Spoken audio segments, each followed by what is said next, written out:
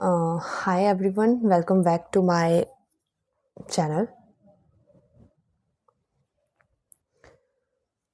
Hello everyone, good afternoon, welcome back to my channel. आप सभी का स्वागत है माय स्टडी पाठशाला में।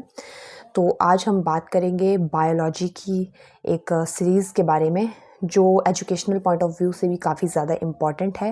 And our today's topic is about prokaryotes and eukaryotic cells, prokaryotic versus eukaryotic cells. So let's start the topic. और ये competition के लिए भी काफ़ी इम्पॉर्टेंट टॉपिक है और जो है हमारे HPTGT कमीशन रिलेटेड एग्ज़ाम्स में भी अक्सर पूछे जाने वाले क्वेश्चंस आते हैं इसमें। तो let's start the topic, prokaryotic versus eukaryotic cells. As you see, जैसा कि मैं आपको दिखा रही हूँ, प्रोकैरियोटिक सेल्स, सबसे पहले हम इसकी जो है इंट्रोडक्शन पढ़ेंगे कि ये होता क्या है। There are those organisms, minute में थोड़ा लाइट कलर का यूज़ करती हूँ। There are those organisms whose cells lack a nucleus. कुछ ऐसे टाइप के ऑर्गेनिजम्स जो क्या करते हैं, न्यूक्लियस लैक करते हैं, जिनमें न्यूक्लियस नहीं होता है एंड अदर ऑर्गेनेलिज भी नहीं होती हैं। Prokaryotes are divided into two distinct groups. ठीक है, जो प्रोकैरियोट्स है वो दो डिस्टिंक्ट ग्रुप्स में डिवाइडेड होते हैं, the bacteria and the archaea, which scientists have unique evolutionary lineages. ठीक है, जिनमें जो साइंटिस्ट ने जो है एक यूनिक इवोल्यूशनरी लाइनेजेस के बारे में एक्सप्लेनेशन दी थी। Most prokaryotes are small single celled organisms that have a relatively simple structure. ठीक है, कुछ प्रोकैरियोट्स कैसे होते हैं, स्मॉल होते हैं, सिंगल सेल्ड होते हैं ऑर्गेनिजम्स जिनकी क्या होती है, रिलेटिवली सिंपल स्ट्रक्चर होते हैं। तो सिंपल भाषा में अगर मैं आपको कहूँ तो प्रोकैरियोटिक सेल्स वो होते हैं जो प्रिमिटिव और सिंपल स्ट्रक्चर के होते हैं, very primitive and simple structure. ठीक है, ये चीज़ आपको याद रखनी है, प्रिमिटिव एंड सिंपल स्ट्रक्चर होता है इनका। ओके, और दूसरा आपको ये याद रखना है कि इनका मीनिंग ये है कि जो प्रो है, ओके, प्रो मीन्स, ठीक है, प्रो देखिए यहाँ पे इसको दो हिस्से में बांटा गया है। जो ये प्रो मीन्स है, प्रो का मतलब है कि बिफोर, ठीक है, पहले। प्रो का मीन मतलब क्या है, बिफोर। और जो ये कैरी ऑन है, ठीक है, कैरी ऑन, ठीक है, nucleus, before nucleus, before nucleus cell. ठीक है, तो ये इसका स्ट्रक्चर है। इसमें cytoplasm, ribosome, lysosome, DNA, nucleoid, plasma membrane, cell wall और कैप्सूल और बैक्टीरियल फ्लैजेलम प्रेजेंट होते हैं। So this is the picture of prokaryotic cell. Okay, तो आपने इसमें यही मोटा मोटा याद रखना है। Next we have eukaryotic cell. ये एक जनरल डिफरेंस है प्रोकैरियोट और यूकैरियोट का। ठीक है, ये तो हमने पढ़ लिया प्रोकैरियोट के बारे में। और next we have eukaryotic cell. इसमें देखिए क्या होता है, the eukaryotes are the domains of Eukaryota और यूकैरिया। ठीक है, किसके डोमेन है, यूकैरियोटा और यूकैरिया के। Organism which cells have a membrane bound nucleus. ऐसे ऑर्गेनिजम्स जिसमें जो सेल्स होते हैं, जिसके सेल्स जो होते हैं मेम्ब्रेन बाउंड न्यूक्लियस से जो है अटैच होते हैं। All animals, plant, fungi, seaweeds and many unicellular organisms are eukaryotes. ठीक है, ये सभी प्रकार के जो animals, plants, fungi, these are called as eukaryotes. They constitute a major group of life forms alongside the two groups of prokaryotes, the bacteria and the archaea. Okay, इसको भी अगर मैं आपको सिंपल भाषा में समझाऊं तो यूकैरियोट्स क्या होते हैं, एक एडवांस्ड सेल होते हैं। ठीक है, they are called as advanced cell. इनको हम एडवांस्ड सेल भी कह सकते हैं। ओके, और इसमें जो यू है, दिस वन, इसका मतलब क्या होता है, इसका मतलब होता है ट्रू, सच। ओके, एंड इसमें जो कैरी ऑन शब्द है, कैरी ऑन, इसका मतलब क्या होता है, nucleus. Okay, carry on means nucleus, मतलब ट्रू न्यूक्लियस वाला cell. Okay, so this is all about the eukaryotic cell and this is the structure of eukaryotic cells. Okay, next we'll study about its examples. So the examples of prokaryotic cells are bacteria, cyanobacteria, blue green algae, as you see in the picture, ये सभी इसके examples हैं। and eukaryotes examples are plants, animals, fungi and protists, जैसा कि मैंने आपको पहले ही बता दिया। and these all are the examples of eukaryotes. Okay, next जो डिफरेंस है वो है न्यूक्लियस के बेस पे कि इनका न्यूक्लियस कैसा होता है।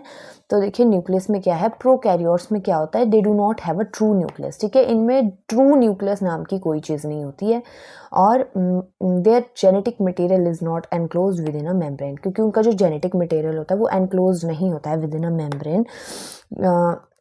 इनमें एक बस एक सर्कुलर डीएनए होता है, मैं आपको यहाँ पिक्चर में दिखाती हूँ, ये देखिए, ये जैसा कि आप देख सकते हैं ये वाला पोर्शन जो है this is a circular DNA, ठीक है।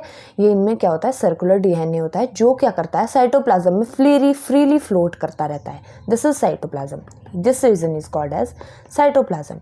एंड बिहाइंड दिस क्या प्रेजेंट है, DNA nucleoid that is called as. तो जो ये डीएनए होता है ये साइटोप्लाज्म के अंदर ही फ्लोट करता है इस रिंग लाइक प्रोजेक्शन में, ओके। और उससे हम क्या कहते हैं, न्यूक्लियोइड कहते हैं, देखिए यहाँ पर लिखा हुआ है, ठीक है। सो इनमें जो है एक स्पेसिफिक न्यूक्लियस नहीं होता है। और दूसरी तरफ आता है हमारा यूकैरियोट्स, ठीक है। यूकैरियोट्स में क्या होता है, the nucleus is membrane bound organelle in eukaryotes. Nucleus कैसा होता है, मेम्ब्रेन बाउंड ऑर्गेनेली है यूकैरियोट्स में, that contains the cell genetic material DNA and serves as its control context, ठीक है। क्या करता है, ये कंटेन करता है सेल्स को, जेनेटिक मटेरियल डीएनए को, एंड सर्व करता है एज इट्स कंट्रोल काउंटर, ठीक है, जैसा कि आप यहाँ पे पिक्चर में देख सकते हैं। तो मतलब सिंपल भाषा में कहा जाए तो इसमें क्या है, न्यूक्लियस प्रेजेंट होता है, ठीक है, ट्रू न्यूक्लियस होता है, ट्रू न्यूक्लियस प्रेजेंट होता है। और क्या होता है, जो न्यूक्लियर मेम्ब्रेन से कवर होता है। Next difference is on the basis of cell organelles.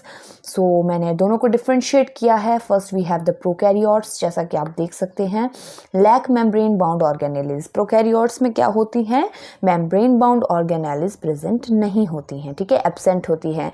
जैसे इसके एग्जांपल्स में मैंने आपको दिए हुए हैं, like mitochondria, Golgi body, okay, lysosome and nucleus, ठीक है, ये सारे जो हैं इसके एग्जांपल्स हैं। तो प्रोकैरियोट्स में क्या होता है, मेम्ब्रेन बाउंड ऑर्गेनेलिज नहीं होती हैं। And on the other hand in eukaryotes there are cell have membrane bound organelle, में जो सेल्स होते हैं उनमें मेम्ब्रेन बाउंड ऑर्गेनेलीज होती हैं, सभी में प्रेजेंट, ठीक है। ये देखिए माइटोकॉन्ड्रिया दिया हुआ है यहाँ पे, तो मतलब इन सभी में जो है मेम्ब्रेन बाउंड ऑर्गेनेलीज प्रेजेंट होंगी, ओके। और इसमें देखिए एग्जाम्पल भी दिया हुआ मैंने, ये माइटोकॉन्ड्रिया का, देखिए माइटोकॉन्ड्रिया है ये वाला जो रीजन है, जिसे हम क्या कहते हैं, powerhouse of the cell भी कहते हैं, okay, this is called as powerhouse of the cell, very important from the examination point of view. और लेकिन जो है ये प्रोकैरियोट्स में नहीं होता है, ठीक है, mitochondria, only in eukaryotes. Fourth difference is on the basis of size and complexity. And इसमें जो प्रोकैरियोट्स का साइज होता है वो होता है between 1 to 10 μm, as you see in the picture, इतना सा साइज होगा इनका, ये देखिए इतना सा ही साइज होगा। And on the other hand in eukaryotes there is about 10 to 100 μm, okay, this type of size they form. So this is the difference of size and complexity.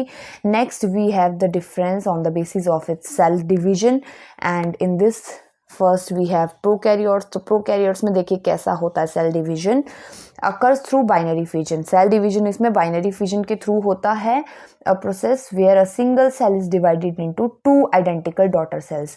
ऐसा प्रोसेस है ये जिसमें जो सिंगल सेल है वो divide हो जाता है दो आइडेंटिकल डॉटर सेल्स में, ओके, जैसा कि आप यहाँ पे पिक्चर में देख सकते हैं। And next we have the eukaryotes, और इनमें क्या होता है देखिए, eukaryotic cell division occurs through the two main processes, दो मेन प्रोसेसेस से होता है eukaryotic cell division, by mitosis and meiosis.